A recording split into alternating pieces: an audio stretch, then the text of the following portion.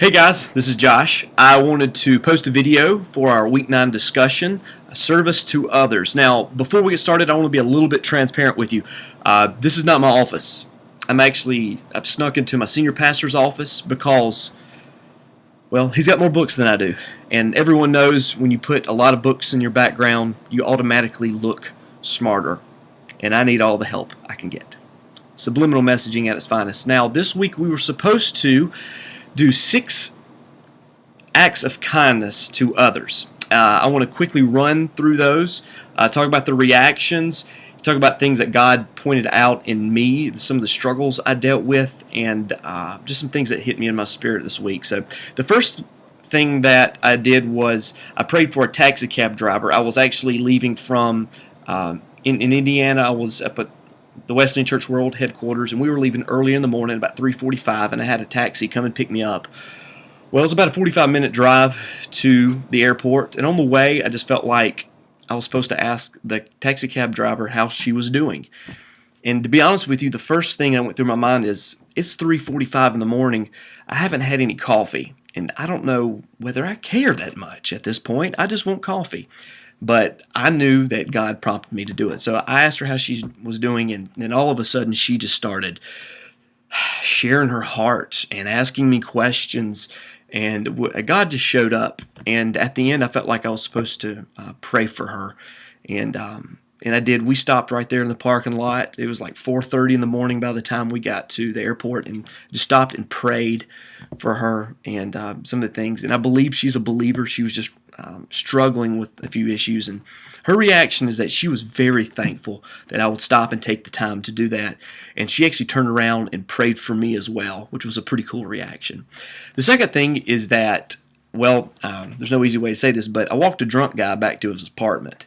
There's a guy who, well, he's the neighborhood drunk. He's always drunk. He comes around the church a lot, and he was drunk.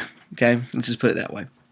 Well, we were talking, and I said he could barely walk, so I walked him back to his apartment and helped him back, and he was very thankful. But to be honest with you, his reaction, well, he was drunk, so he had slurred speech, and he said something about wanting to take a nap. So not much of a reaction outside of the alcohol.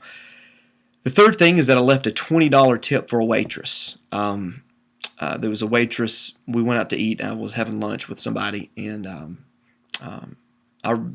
I realized that she probably didn't want to be a waitress, but so I wanted to bless her, and so give her $20. And I would like to point out this assignment is costing me money, so I'll be looking for reimbursement from Professor Summers. But her reaction, I wasn't there. You know, I left the tip, we left, so I really wasn't able to see her reaction at that one. The fourth thing is that I do this on several days a week, but I pick students up from school. I do on most school days that I'm in the office, and I pick them up on a regular basis. So the reactions has basically become, a thank you, and that's about it because it's become a regular thing. But the fifth thing that I would like to point out was I bought a Bible for a student. I really love giving Bibles to students, make sure that they have God's Word in their hand. And I realized that there was a student that had a translation, but it wasn't a translation they understood. So I bought a Bible for them and put that in their hands. They were very thankful for it. Then the sixth thing is that I actually gave a guitar to one of my young adults. It was a young adult who was looking to get into worship leading, and she didn't have a guitar. Wonderful, wonderful musician, and I felt like I was supposed to give her the guitar. Her reaction was that she was extremely thankful. Extremely thankful. She even cried a little bit, but she was very humbled, and I asked her to keep that between us, so nobody at the church knows. But she seemed very thankful for it. And I would like to point out, Professor Summers, that this assignment's cost me $20 and a guitar. So, yeah, I'll be looking for that. I'll Facebook you my address. So I'll be looking for it soon. In my struggles, the things that struggled with is in all of these is there was 3 specific things that really stuck out to me as I was praying through it. The first thing is that I worried about what people would think about me. For example, the cab driver. I was really worried. Listen, if I stop and pray at 4:30 in the morning in this parking lot for her, what is she going to think of me? Is this going to come across weird? So really, it was a pride issue in that. The second thing was the struggles of giving up something, such as, hey, this is $20. I mean, this is double the price of my meal for this waitress. And being willing to let go of it, or the guitar, being willing to let go. Yes, I've got multiple guitars, but being willing to let go of that.